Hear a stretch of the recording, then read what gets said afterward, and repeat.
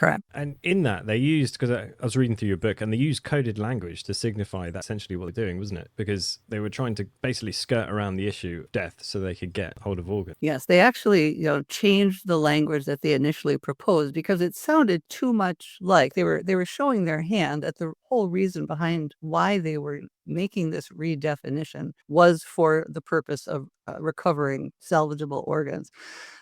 So they changed the language to make it seem a little bit more fuzzy, as if their concern was for the burden on families and on people. As if I talk about it, as if it was Charles Dickens in A Christmas Carol, right? If they're going to die, let them die and get it over with, right? They had a very utilitarian view of people. Yeah, the Malthusian worldview is definitely prominent even today. Mhm. Why do doctors administer an anesthetic to a supposedly dead person? That's an interesting question, isn't it? And it's a good way to help people understand that what they've been told about brain death is perhaps not exactly true. So many people tell me, well, if I'm dead, why should I worry about donating my organs? I'm dead, right? Well, the answer is no, you're not dead, but you've been redefined as dead. And there's a book out by doctors Franklin Miller and Robert True. They are doctors who are advocating being more honest with the public. They would like the public to know that these people aren't dead, but their solution is then to say, but we do want these organs, so we think we should redefine medical ethics at the end of life so as to allow organs to be taken from neurologically disabled people. But they cite in their book a study of UK anesthetists, and they asked, do you give an anesthetic to a brain dead organ donor? And the participants, the respondents to the study, fell into two groups. The first group said, these people do respond to the incision just like anybody else, and they could have some consciousness left. So just to be on the safe side, yes, we give an anesthetic to these people.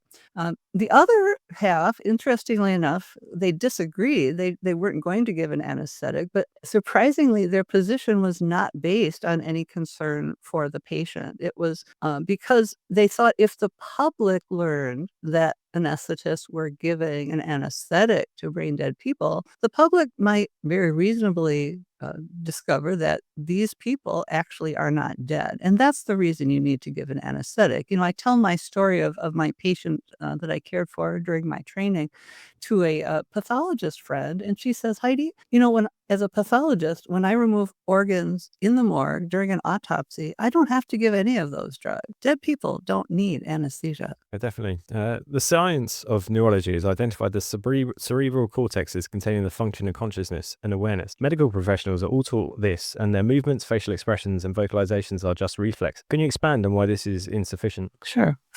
Interestingly, doctors have no ability to test whether you are aware. We can only tell if you are able and willing to respond. So we don't have any tests for this.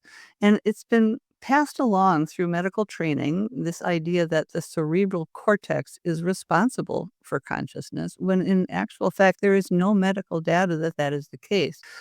Dr. Alan Schumann studied group of children who had been born without a cerebral cortex. And these children showed that they would laugh, they would smile, they would giggle, they would respond to music. One little fellow learned to scoot himself out through the porch door to enjoy the sunshine. They were certainly conscious, even though they did not have a cerebral cortex.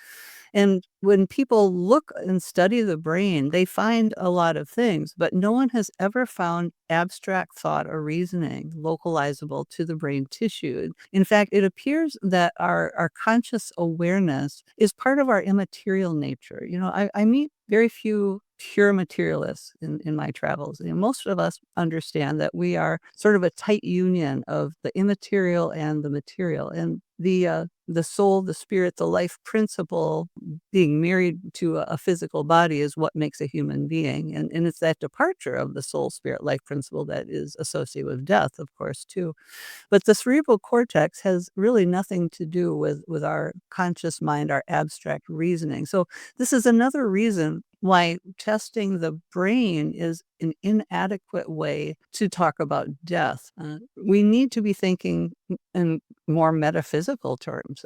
Again, when the soul, the spirit, the life principle departs, is what is correlated with that loss of functioning of the body. The body no longer cooperates with itself as a unified